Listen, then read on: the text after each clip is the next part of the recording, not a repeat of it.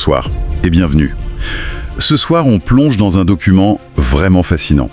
C'est la retranscription d'un débriefing d'après-match fait à chaud depuis Casablanca. L'ambiance y est décrite comme incandescente. Et on imagine bien pourquoi. Le Maroc vient de faire une entrée mais fracassante dans sa Coupe d'Afrique. Ah oui, c'est le moins qu'on puisse dire. Le score brut, bon, il est sans appel. 3-0 contre la Zambie. Mais voilà, un score, ça ne dit jamais tout. Et l'enjeu de nos discussions, c'est justement de comprendre ce que cette victoire signifie vraiment. Est-ce que c'est juste le travail bien fait à la maison, ou est-ce que les Lions de l'Atlas ont envoyé un vrai message au reste du continent? Une déclaration d'intention, quoi. C'est exactement ça, c'est toute la question. Et ce qui est passionnant dans ce débrief, c'est qu'il s'attache vraiment à décortiquer la manière. Les mots utilisés sont forts, on parle d'un message limpide ou encore d'une réponse cinglante. C'est fort, oui. Donc notre but, c'est de voir ce qui se cache derrière ces mots. On va regarder la tactique, les performances individuelles qui ont crevé l'écran, et puis bien sûr ce que ça implique pour la suite du tournoi. Parfait. Alors allons-y, le premier point qui saute aux yeux à la lecture, c'est cette notion d'efficacité. On a souvent reproché au Maroc de dominer stérilement. Oui, c'est une vieille rengaine. Beaucoup de possessions, de belles choses, mais au final, pas assez de buts. Et là, en un seul match, on a l'impression que cette image vole en éclats. La question c'est, comment le plan de jeu de Walid Regragui a pu à ce point démanteler la Zambie? Alors, l'analyse pointe une séquence d'événements très révélatrice. Tout commence par l'intention de la Zambie. Ils ont tenté un pari assez audacieux en fait. Lequel? D'essayer de presser haut au début. C'est courageux de faire ça à l'extérieur contre le grand favori. L'idée était claire, les empêcher de construire proprement, les pousser à la faute chez eux. D'accord. Un pari qui visiblement a complètement échoué, mais pourquoi? On a déjà vu des équipes réussir ce genre de choses. Qu'est-ce qui a fait que ce soir-là, ça n'a pas du tout marché? La raison, elle est purement technique. Le débriefing insiste beaucoup sur la qualité technique des milieux marocains.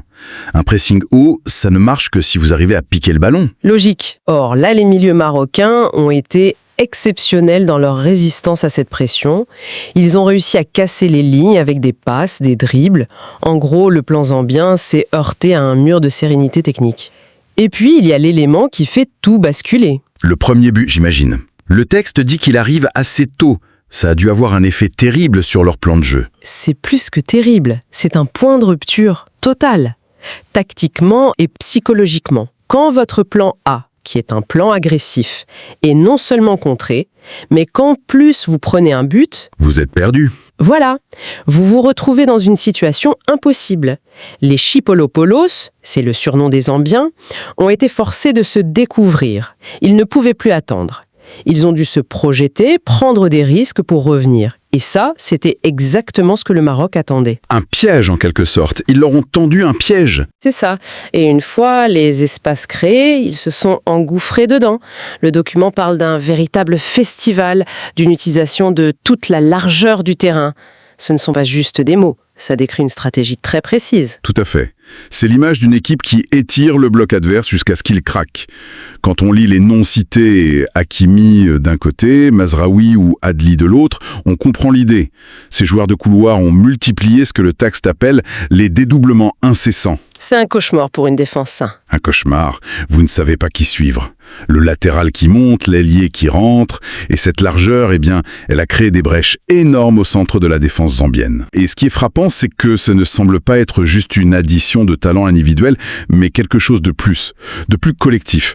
L'analyse parle d'une fluidité impressionnante entre le milieu et l'attaque. Ça donne l'image d'une machine parfaitement tuilée. C'est exactement la différence entre une bonne équipe et une très grande équipe. Les mouvements sont synchronisés, les compensations sont immédiates.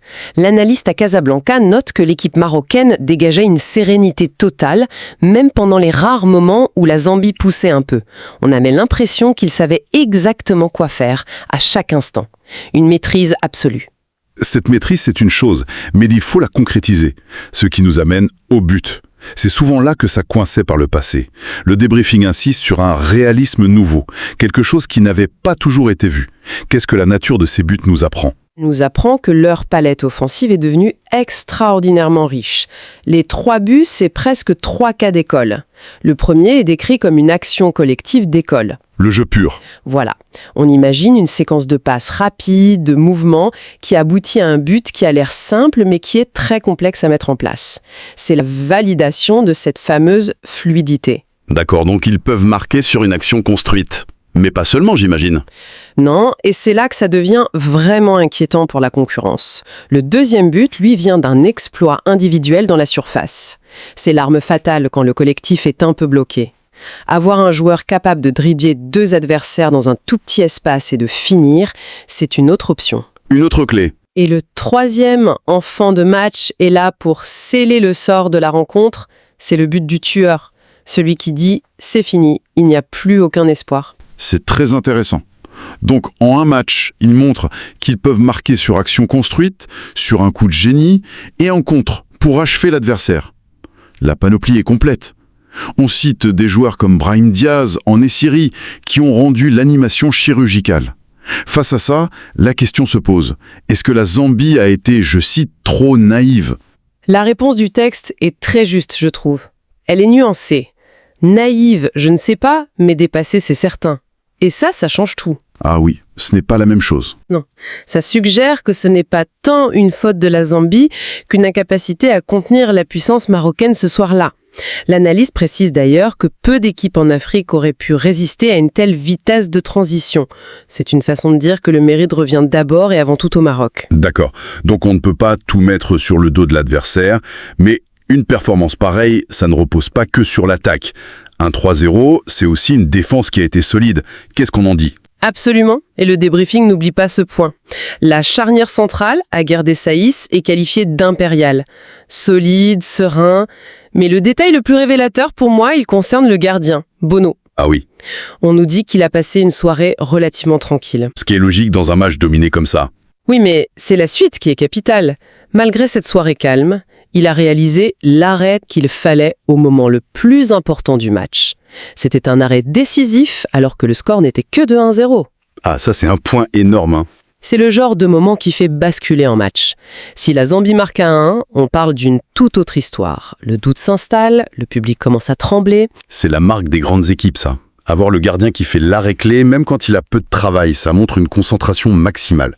Alors justement, avec une telle démonstration, qu'est-ce que ça change pour la suite ? Le Maroc était déjà favori, mais après ça, le statut évolue, non ? Le mot qui est utilisé dans l'analyse est parfait. Il l'était avant, mais maintenant, il l'assume. C'est une bonne nuance. C'est une différence fondamentale. C'est une chose d'être désigné favori par les observateurs, c'en est une autre de le prouver sur le terrain avec une telle autorité. Ce n'est plus une étiquette qu'on leur colle, c'est une affirmation de leur part. Ils envoient le message qu'ils sont prêts à porter ce poids.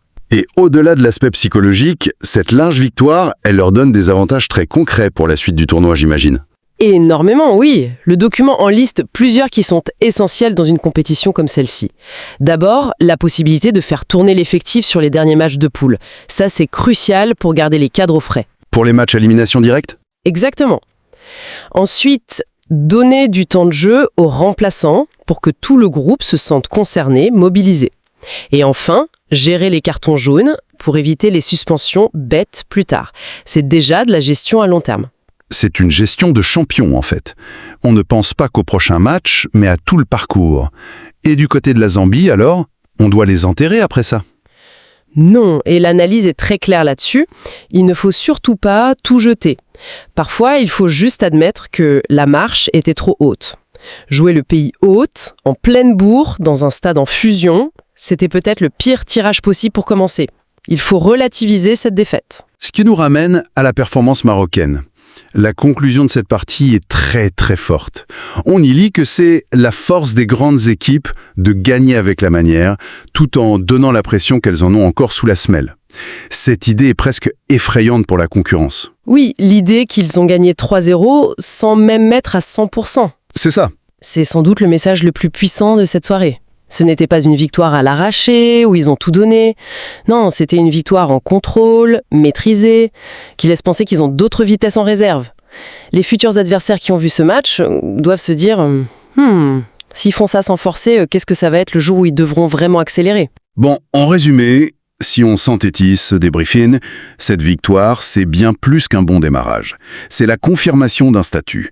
Une confirmation bâtie sur une maîtrise tactique totale, une efficacité offensive retrouvée et une solidité collective, où tout le monde a été décisif. Le message est on ne peut plus clair. La conclusion du document, elle ne laisse aucune place au doute. Pour le Stade Mohamed V, c'était une soirée de rêve. Et la projection est limpide. Si le Maroc garde ce niveau d'exigence, le chemin vers la finale semble tout tracé. Évidemment, on ajoute la petite phrase de prudence, même si la route est encore longue. Bien sûr, toujours. Mais la première marche a été franchie avec une autorité qui, franchement, force le respect. Une entrée en matière quasi parfaite donc. Et ça soulève une dernière question qui est peut-être la plus importante au fond. On vient de décrire une équipe qui a tout. Le talent, la tactique, la confiance, le public. Toutes les cartes en main. Toutes les cartes en main. La question n'est peut-être plus de savoir s'ils ont les armes pour gagner. La vraie question, après une performance aussi écrasante, c'est sauront-ils gérer le poids monumental des attentes qui pèsent maintenant sur eux? Comment une équipe maintient ce niveau de perfection quand la pression va devenir quasi insoutenable dans les matchs couperets? Le plus grand adversaire du Maroc, désormais, n'est-ce pas le Maroc lui-même?